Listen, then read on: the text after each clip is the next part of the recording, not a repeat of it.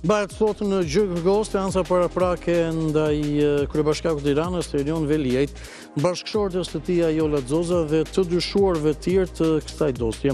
Trupa gjykuese do të vendosë nëse çështja e kalon ose jo për gjykim. Merret gjykata e posaçme i rrëzoi kërkesat e Erion Veliajt për të dhënë akses të plotë të njëjtë me dosjen në burg, si dhe që gjatë seancave gjyqësore të qëndrojë jashtë kafazit të qelsht. Pas rrëzimit për të disatën herë të kërkesave të tij, Veliaj vendosi të mos mbrohet më nga Artan Gjermeni.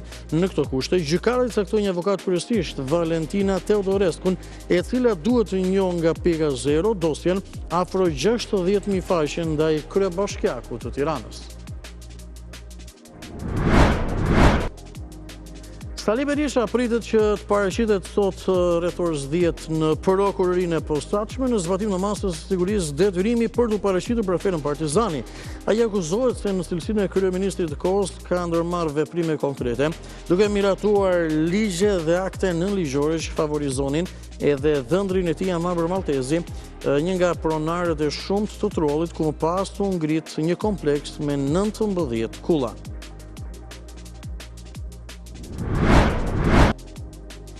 Pas 27 ditësh përballë kryeministrisë për të kërkuar dorëheqjen e Edi Ramës, kreu i lëvizjes Shqipëria Bëhet Adriatik Lapaj mbajti protestën e dytë kombëtare, e cila është shoqëruar me përplasje të dhunshme me policinë. Efektivet hoqën çadrat e montuara nga mbështetësit, disa prej të cilëve shoqëruan edhe më pas në komisariat. Sipas protestuesve, një tjetër përplasje me policinë ndodhi pas mesnate dhe pas kësaj Lapaj është transportuar me urgjencë në spital. Nuk dihen rrethana se si Lapaj mbeti i lënduar, por në videot e siguruara nga Report Televizion dëgohet një grua kur thotë se Lapajt i ka rënë bombola e gazit me cilën ngroheshin në kokë. Nga ambientet e spitalit të traumës ku Lapaj është dërguar, mbështetësit e tij akuzuan policinë se ndryri brutalisht dhe thanë se pavarësisht kësaj, ata nuk të rishin nga protestat, por edhe Lapaj vetë bën midjes se do të rikthehet sërish në shesh.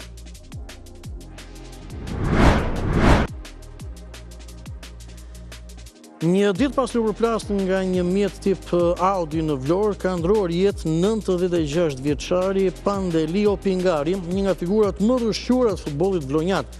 Aksidenti ndodhi në rrugën Demokracia, teksa një 22 vjeçar që drejtonte automjetin Audi përplasti në vjet e bardha 96 vjeçarin, i cili fatkeqësisht nuk mundi të mbijetojë aksidentit.